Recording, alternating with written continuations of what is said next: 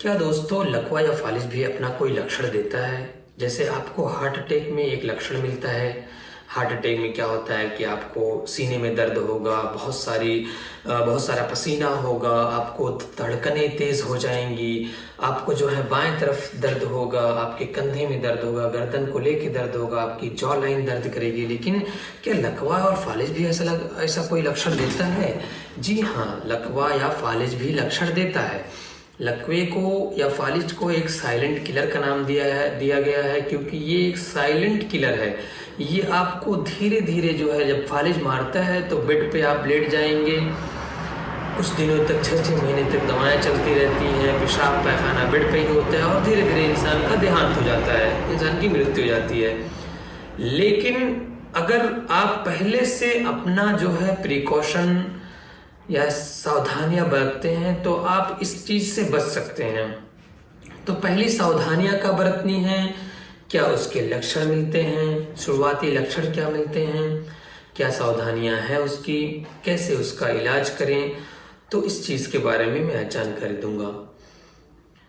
तो पहला जो लक्षण होता है वो ये होता है कि आपके हाथों में सुन्नपना रहेगा, आपके पैर में कमजोरी महसूस होगी।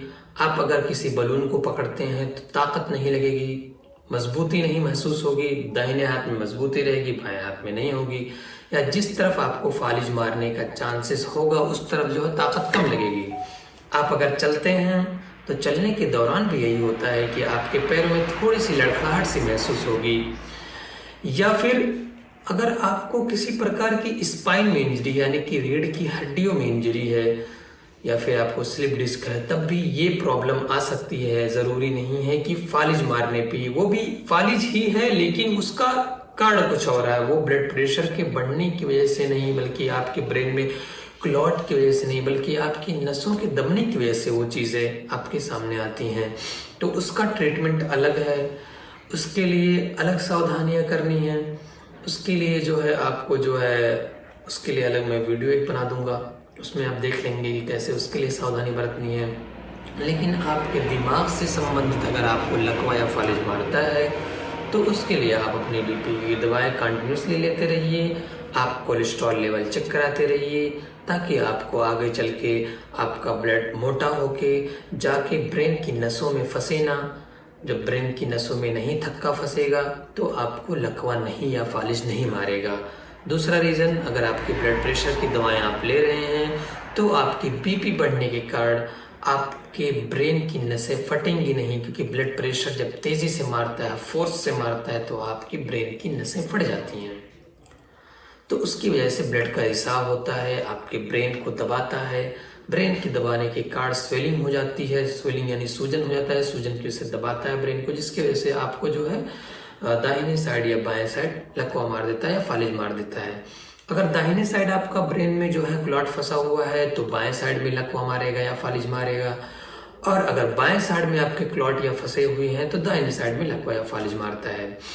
इसका इलाज क्या है, इसको एमआरआई से देखते हैं डॉक्टर्स कि एमआरआई में क्या है, कहीं क्लॉट तो नहीं फंसा हुआ है, या फिर कहीं ये ब्रेन हेमरेज तो नहीं है, यानी कि नसें तो नहीं फट गई हैं, या फिर किसी प्रकार का कोई ट्यूमर या कुछ हो सकता है।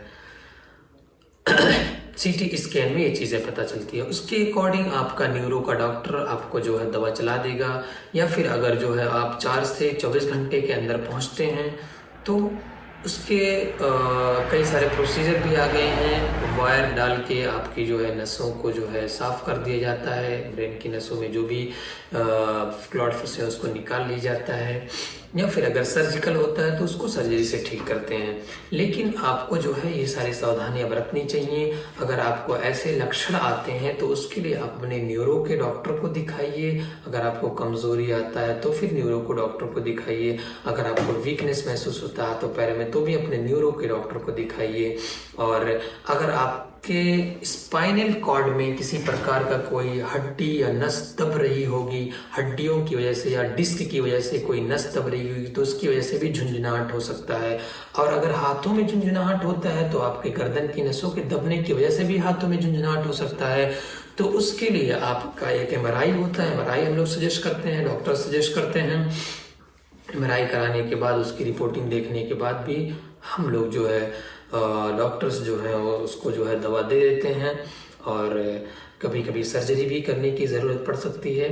तो आप जो है सावधानियां बरतिए, आप जो है सेफ रहिए, हेल्दी रहिए। अगर किसी भी प्रकार की कोई क्वेरी, कोई क्वेश्चंस आपको दिमाग में आता है तो आप कमेंट बॉक्स में पूछिए, कांटेक्ट करिए।